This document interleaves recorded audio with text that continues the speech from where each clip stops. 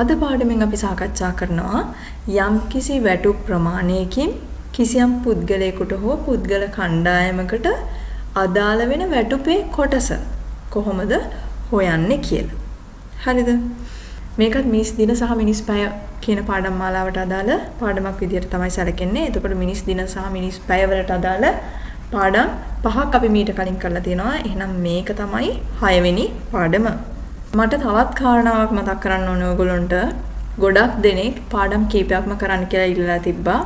ඉතින් මම උපරිම උත්සාහ කරනවා ඉක්මනට මේ පාඩම් ටිකත් අරගෙන එන්න. හරිද? හරි. අපි යන් අපේ අද පාඩමට. එතකොට අද සාකච්ඡා කරනවා ගැටලු 5ක්. මේ ගැටලු 5ම එකිනෙකට වෙනස් ආකාරයේ ගැටලු. ඒ නිසා පටලව ගන්නේ නැතුව මුලින් ඉඳන්ම පැහැදිලිව හිමීට අහගෙන ගැටලු ටික විසඳගෙන යන්. ඒ අතර ඔයගොල්ලන්ටත් ගැටලු විසඳන්න මම දෙන්නම්. හරි. එහෙනම් අපි යන් අපේ පළවෙනි ගැටලුවට. ඒට දින 6කින් නිම කළ හැකි කාර්යයක් නිම කිරීමට බීට ගතවන්නේ දින 4කින්. A සහ B එක්ව කටයුතු කරන අතර දෙදෙනාට රුපියල් 3000ක වැටුපක් හිමි වේ. ඒට හිමි වෙන වැටුප සොයන්න කියලා තමයි ගැටලුව දීලා තියෙන්නේ. හරි. දැන් අපිට මොනවද තොරතුරු දීලා තියෙන්නේ? Aට මේ වැඩේ කරන්න යන දින ගාන දින 6යි. Bට මේ වැඩේ කරන්න යන දින ගාන දින 4යි. A සහ B එකතු වෙලා වැඩ කරනවලු. A සඳහා ඒගොල්ලන්ට රුපියල් 3000ක මුදලක් හම්බ වෙනවලු. Aට හිමි කොටස හොයන්න කියලා තමයි ප්‍රශ්නේ දීලා තියෙන්නේ. එතකොට දැන් කවුරු හරි මෙන්න මෙහෙම කරොත් 6ට 2 ඒවා 3යි 4ට 2 ඒවා 2යි කියලා මේක විසඳලා අරගෙන මේ දෙන්නගේ අනුපාතය 3ට 2 විදිහට ගත්තොත් මේක හරිද වැරදිද? මේක සම්පූර්ණයෙන් වැරදි. ඇයි? දැන් මෙතන දින ගානනේ අපිට දීලා තියෙන්නේ දින ගාන. Aට යනවලු දින 6ක් Bට යනවලු දින 4ක්. එහෙනම් Bටනේ අඩුම දින ගානක් යන්නේ දින 4. Bට අඩු දින ගානක් යනවා කියලා කියන්නේ B ගේ කාර්යක්ෂමතාවය A ගේ කාර්යක්ෂමතාවයට වඩා වැඩි. අඩු කාලය කියලා කියන්නේ වැඩි කාර්යක්ෂමතාවය. වැඩි කාලය කියලා කියන්නේ අඩු කාර්යක්ෂමතාවය. වැඩි කාර්යක්ෂමතාවයක් තියෙන පුද්ගලයාට හිමිවන වැටුප වැඩි. අඩු කාර්යක්ෂමතාවයක් සහිත පුද්ගලයාගේ වැටුප අඩුයි කියලා තමයි සැලකෙන්නේ. එහෙනම් මෙතෙන්දී B ගේ කාර්යක්ෂමතාවය වැඩි A ගේ කාර්යක්ෂමතාවයට වඩා. එහෙනම් Bට තමයි වැඩි කොටසක් හම්බ වෙන්න ඕනේ. අපි මේ විදිහට ගත්තොත් එහෙම Bට හම්බ වෙන්නේ කොටස් 2යි Aට යනවා කොටස් 3ක්. එහෙනම් මේක සම්පූර්ණයෙන් වැරදිනේ. මෙහෙම ගන්න බෑ. එහෙනම් කොහොමද අපි අනුපාතය ගන්න? අපිට දැන් අනුපාතයනේ ගන්න ඕනේ. දැන් අපිට හොයන්න තියෙන්නේ A ගේ කොටසනේ. A ගේ කොටස හොයන්න දෙන්නගේ වැටුප් වල අනුපාතය ගත්තා නම් හරි. කොහොමද අනුපාතය ගන්නෙ? හරි. බලන්න. Aට යනවා නම් දින 6ක් මේ වැඩේට. එයා එක දවසකදී කරන වැඩ ප්‍රමාණය 6න් එකයිනේ. Bට දින 4ක් යනවා කියන්නේ එයාගේ එක දවසක වැඩ කොටස 4න් එකයි. දැන් මෙතන මේ 6න් එකයි කියලා කියන්නේ A තනියෙන් මේ වැඩේ කරොත් එයාගේ එක දවසක වැඩ කොටස. 4න් එකයි කියලා කියන්නේ B තනියෙන් මේ වැඩේ කරොත් එක දවසක යාගේ වැඩ කොටස. හැබැයි අපිට කියන්නේ මේ දෙන්න එකතු වෙලා වැඩ කරනවා කියලා. A සහ B දෙන්න එකතු වෙලා තමයි වැඩේ කරන්නේ. එහෙනම් අපි දැන් හොයා ගන්න ඕනේ එකතු වෙලා වැඩේ කරනකොට එක දවසක වැඩ කොටස. A ගේ කොටස 6න් එකයි B ගේ කොටස 4න් එකයි. මේ දෙක එකතු කරලා අපිට පුළුවන් මේ දෙන්න එකතු වෙලා වැඩ කරනකොට කොච්චර වැඩ කොටසක් කරනවද කියලා බලන්න. දැන් මේකේ කුඩා පොදු ගුණාකාරය ගන්නවා 12යි 12ට 6 ඒවා කීයද 2යි 12ට 4 ඒවා කීයද 3යි. එහෙනම් මේ තියෙන්නේ දෙන්න එකතු වෙලා වැඩේ කරනකොට එක දවසකදී කරන වැඩ ප්‍රමාණය. එහෙනම් මේ 12 කියන්නේ මොකද්ද? 12 කියන්නේ දෙන්න එකතු වෙලා වැඩේ කරනකොට මේ වැඩේ කරලා ඉවර වෙන්න යන සම්පූර්ණ දින ගාන තමයි මේ 12. එහෙනම් මේ උඩ 2 සහ 3 කියන්නේ මොකක්ද? 2 සහ 3 කියලා කියන්නේ මේ දෙන්න එකතු වෙලා වැඩ කරනකොට එක එක්කෙනා එක දවසට කරන වැඩ කොටස. මේ 2 කියන්නේ A ගේ වැඩ කොටස, 3 කියලා කියන්නේ B ගේ වැඩ කොටස. එහෙනම් මේක අපිට ගන්න පුළුවන් නේද 2ට 3. A 2යි B 3යි. හරි. දැන් අපි ප්‍රශ්න අහන්නේ Aට හිමි කොටසනේ. එහෙනම් දැන් අපිට Aට හිමි කොටස හොයාගන්න පුළුවන්. මේගොල්ලෝගේ මුළු වැටුප රුපියල් 3000යි. 3000න් Aට හිමි වෙනවා කොටස් දෙකක්, Bට හිමි වෙන්න ඕනේ කොටස් තුනක්. එහෙනම් ඔක්කොම කොටස් පහයිනේ. අපි මේ 3000 කොටස් පහකට බෙදලා A ගේ කොටසෙන් වැඩි කරනවා. A ගේ කොටස දෙකයිනේ, දෙකෙන් වැඩි කරනවා. එතකොට අපිට පිළිතුර ලැබෙනවා 600 වැඩි කිරීම 2 කියන්නේ 1200යි. එහෙනම් A ගේ කොටස කීයද? A ගේ කොටස රුපියල් 1200යි. තේරුණාද? එහෙනම් මේ වගේ ගැටලුවක් හදනකොට මොකද්ද පිළිවෙල? ෆස්ට් ස්ටෙප් එකේදී අපි කරන්න ඕනේ එක දවසක වැඩ කොටස හොයාගන්න ඕනේ. සෙකන්ඩ් ස්ටෙප් එකේදී අපි රේෂියෝ එක හොයාගන්න ඕනේ. අනුපාතය හොයාගන්න ඕනේ. තර්ඩ් ස්ටෙප් එකේදී අපි කරන්න ඕනේ ෂෙයා එක හොයාගන්න එක. එහෙම නැත්නම් අදාළ කොටස හොයාගන්න එක. රේෂියෝ එක හොයාගත්තට පස්සේ ගැටලුවක් නෑ අපිට කොටස හොයාගන්න එක ලේසියනේ. නේද? මෙතන රේෂියෝ එකට එනකම් වැඩි කරගන්න එක තමයි ගැටලුව වෙන්නේ. අපි යන් අපේ දෙවෙනි ගැටලුවට. රුපියල් 6000කට A හා B යම් කාර්යයක් කිරීමට එකඟ විය. Aට කාර්යය සඳහා දින 9ක් ගත වන අතර Bට දින 6ක් ගත වේ. ඔවුන් දෙදෙනා එක්ව C ගේද උදව් ඇතිව කාර්ය දින 3කින් නිම කරන ලදී.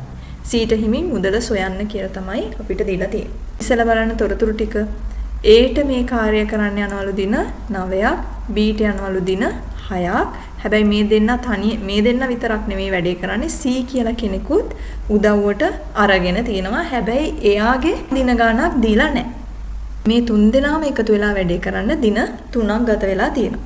රුපියල් 6000කට මේ වැඩේ කරන්න එකඟ වුණේ A සහ B දෙන්න නේද? හැබැයි දැන් C කියලා කෙනෙකුත් ඇවිත් තියෙනවා නේද? එහෙනම් මේ රුපියල් 6000 මේ A සහ B අතර විතරක් නෙමෙයි අනිවාර්යෙන් C අතරත් බෙදිලා යන්න ඕනේ. A තනියෙන් මේ වැඩේ කරනවා නම් එයා එක දවසකට කරන වැඩ ප්‍රමාණය 9න් එකයි.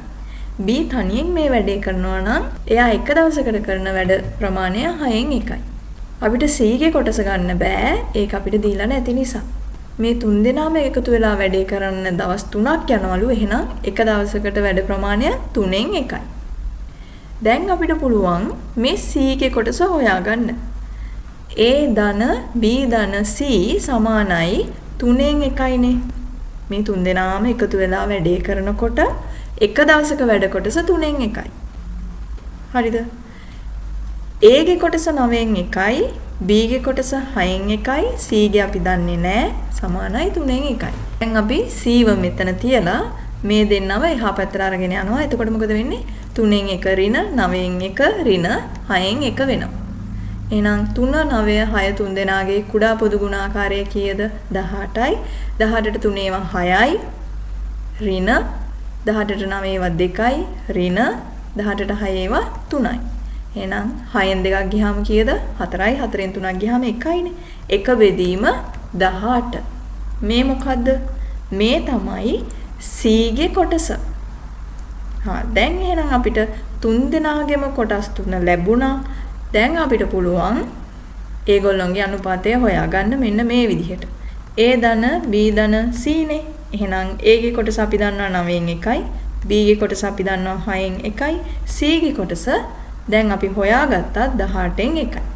එහෙනම් දැන් මේක විසඳන්න තියෙන්නේ 9 6 18 කියන තුන් දෙනාගෙම කුඩා පොදු ගුණාකාරය 18යි. 18ට 9 ඒවා කීයද?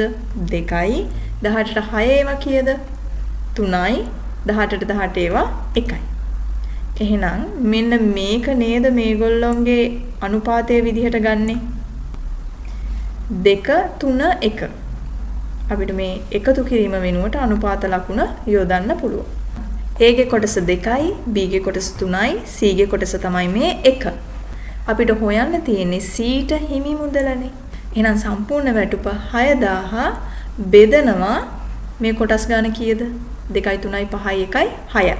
6න් බෙදලා වැඩි කරනවා C ගේ කොටස් ගන්න කීයද? 1. පිළිතුර ලැබෙන්නේ Cට හිමි මුදල 1000යි. එහෙනම් ඊළඟ ගැටලුව අංක 3 මේක මං හදන ගැටලුවක් නෙමෙයි මේක ඔයගොල්ලන්ට හදන්න තියෙන ගැටලුවක්. ඔයගොල්ලෝ හදලා බලන්න පිළිතුර එනවද කියලා මම පිළිතුර දාන්නම්. නැත්නම් ඔයගොල්ලන්ට හරිද වැරදිද කියලා බලා ගන්න බෑනේ. පිළිතුර එන්නේ රුපියල් 225යි. මේ පිළිතුර ගන්න ඔයගොල්ලෝ ඒ ක්‍රමයට හදන්න. හරි. එහෙනම් යන් අපි 4 වෙනි ගැටලුවට. යම් කාර්යයක් සඳහා A, B හා Cට රුපියල් 18000ක මුදලක් ලැබේ. මෙම කාර්යයේදී A දින 6ක්ද, B දින 4ක්ද, C දින 9ක්ද වැඩ කර ඇත. ඔවුන්ගේ දෛනික වැටුප් අනුපාතයේ පිළිවෙලින් 5ට 6ට 4 වේ. ඒට ලැබෙන මුළු මුදල සොයන්න කියලා තමයි අපිට තියෙන්නේ. එහෙනම් අපිට දීලා තියෙන්නේ මේ දෛනික වැටුප් අනුපාතය. ඒ කියන්නේ දිනක වැටුප් අනුපාතය. ඒ කියන්නේ දිනකට මේ තුන් දෙනාටම ලැබෙන මුදලින් ඒ අයට ලැබෙන කොටස් වල ප්‍රමාණයන් තමයි මේ දීලා තියෙන්නේ. හරි අපි තොරතුරු ටික දාගමු එතකොට පැහැදිලි වෙයි. Aට මේ වැඩේ කරන්න දින කීයක් යනවද? දින 6යි. Bට මේ වැඩේ කරන්න දින 4යි. Cට දින 9යි. මේ තියෙන්නේ මොකද්ද? මේ තියෙන්නේ මේගොල්ලන්ට මේ වැඩේ කරන්න යන දින ගාන. අර කලින් ගැටලුවට වඩා මේක වෙනස්. හරිද? කලින් කිව්වේ සම්පූර්ණ වැඩේ කරන්න Aට යන දින ගාන, සම්පූර්ණ වැඩේ කරන්න Bට යන දින ගාන එහෙමනේ. මේකේ එහෙම නෙමෙයි. මේකේ තියෙන්නේ A දින 6ක් වැඩ කරලා තියෙනවා, B දින 4ක් වැඩ කරලා තියෙනවා, C දින 9ක් වැඩ කරලා තියෙනවා කියලා. හරිද? එතකොට ඒක පැහැදිලිව අවබෝධ කරගත්තේ නැත්නම් මේ ගැටලුව වරදිනවා. මේගොල්ලෝ වැඩ කරලා තියෙන දින ගාන තමයි එහෙනම් මේ අපි දැන් ගත්තේ. ඊට පස්සේ අපිට දීලා තියෙනවා දෛනික වැටුප් අනුපාතය. ඒ කියන්නේ ඒගොල්ලෝ එක දිනයකට වැටුපෙන් ලබන කොටස. A ලබනවා කොටස් 5ක්. B ලබනවා කොටස් 6ක්. C ලබනවා කොටස් 4ක්. එහෙනම් මේ තියෙන්නේ එක් පුද්ගලයා දිනක ලබන වැටුප් කොටස. අපිට මේ දෙන්න වැඩි කරලා ගන්න පුළුවන් සම්පූර්ණ වැටුප් කොටස් ප්‍රමාණය. 6 5න් වැඩි වුණාම 30යි, 6 4න් වැඩි වුණාම 24යි, 9 4න් වැඩි වුණාම 36යි. එතකොට මේ එන්නේ මුළු කොටස් ගණන. Aගේ මුළු කොටස් ගණන 30යි. මේ තියෙන එක දිනක කොටස් ගණන. නමුත් සම්පූර්ණ වැඩේ සඳහා යන කොටස් ගණන 30යි. Bට යන කොටස් ගණන 24යි. Cට යන කොටස් ගණන 36යි. එහෙනම් අපිට මේක තව දුරටත් අපේ පහසුව සඳහා සුළු කරගන්න පුළුවන්. අපි මේ තුනම 6න් බෙදනවානේ. එහෙනම් 6න් බෙදලා බලමු මේ තුනම 30ට 6 ඒවා 5යි, 24ට 4යි, 36ට 6යි. එහෙනම් මේක තමයි අනුපාතය. 5ට 4ට 6. අපෙන් අහන්නේ Aට ලැබෙන මුළු මුදලනේ. මුදල කීයද? 18 1000යි. මෙතන කොටස් කීයක් තියෙනවද? 6 4යි 10යි, 10යි 5යි 15යි. එහෙනම් මේ 18000 කොටස් 15කට බෙදනවා. බෙදලා Aගේ කොටස් 5යිනේ. අපි 5න් වැඩි කරනවා. එහෙනම් අපිට පිළිතුර ලැබෙනවා 6000යි.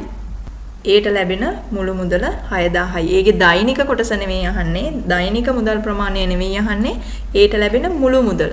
එහෙනම් ආය අපිට මේක බෙදන්න ඕනේ නැහැ. කෙලින්ම ගන්න පුළුවන් මුදල රුපියල් 6000ක් විදිහට. නිමල් ගයාන් මහී තිදෙනාගේ දිනක ආදායම රුපියල් 3000කි. නිමල් සහ මහී දෙදෙනා එක්ව දිනකට රුපියල් 1750ක්ද ගයාන් සහ මහී එක්ව දිනකට රුපියල් 1750ක්ද උපයාගත්තේ නම් මහීගේ දෛනික වැටුප කොපමණද කියලා තමයි අපෙන් අහන්නේ. එතන ඉන්නවා නිමල් ගයාන් මහී. මම මුල අකුරු ටික විතරක් දාගන්නම්. නිමල් ගයාන් මහී තුන් දෙනාට දිනක ආදායම හම්බෙනවලු රුපියල් 3000ක්. තව අපිට කියනවා නිමල් සහ මහී දෙන්නා එක්ව දිනකට රුපියල් 1750ක් ලබා ගන්නවලු. ඒ කියන්නේ නිමල් සහ මා දෙන්නා එකතු වෙලා 1750ක් ගන්නවලු. ගා සහ මා දෙන්නා එකතු වෙලා ගන්නවලු 1750. හරිද? එතකොට මේ අපිට දීලා තියෙන්නේ ඔක්කොම දෛනික වැටුප් ප්‍රමාණයන්. ඒ හින්දා ගැටලුවක් නැහැ. අපි මේක පළවෙනි සමීකරණයේ විදිහටත් මේක දෙවෙනි සමීකරණයේ විදිහටත් මේක තුන්වෙනි සමීකරණයේ විදිහටත් ගමු. අපිට පුළුවන් මේ පළවෙනි සමීකරණයෙන් දෙවෙනි සමීකරණය අඩු කරලා බලන්න. පළවෙනි සමීකරණයෙන් අඩු කරනවා දෙවෙනි සමීකරණය 3000න් අඩු කරන්න තියෙන 1750න්නේ. එහෙනම් අපිට මේ ධනනීට ඍණනී කැපෙනවා. ධනමට ඍණම කැපෙනවා. 3000න් 1750ක් අඩු වුනහම 1250යි. ගා කියන්නේ කවුද? ගයාන්නේ. ගයාන්ට හම්බෙන මුදල අපි දැන් හොයාගත්තා 1250යි.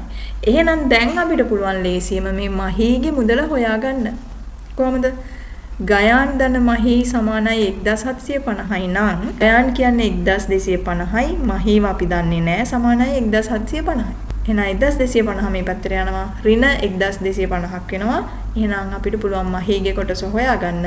මහීගේ කොටස කීයද? 500යි. 1750න් 1250ක් ගියාම රුපියල් 500යි අපිට පිළිතුර ලැබෙනවා. ওই විදිහටම ඔයාලට ඕන නම් පුළුවන් නිමල්ගේ කොටසත් හොයන්න. එහෙනම් අපි යනවා ඊළඟ ගැටලුවට. අපේ 6 වෙනි ගැටලුව කාන්තාවන් 9 දෙනෙකුට හෝ මිනිසුන් 4 දෙනෙකුට වැටුප් වශයෙන් රුපියල් 5400ක් ලැබේ. එසේනම් කාන්තාවන් 5 දෙනෙකුට සහ මිනිසුන් 6 දෙනෙකුට කොපමණ මුදලක් වැටුප් වශයෙන් ලබාගත හැකිද කියලා තමයි අහන්නේ. එහෙනම් බලන්න මොකද්ද වෙන්නේ කියලා.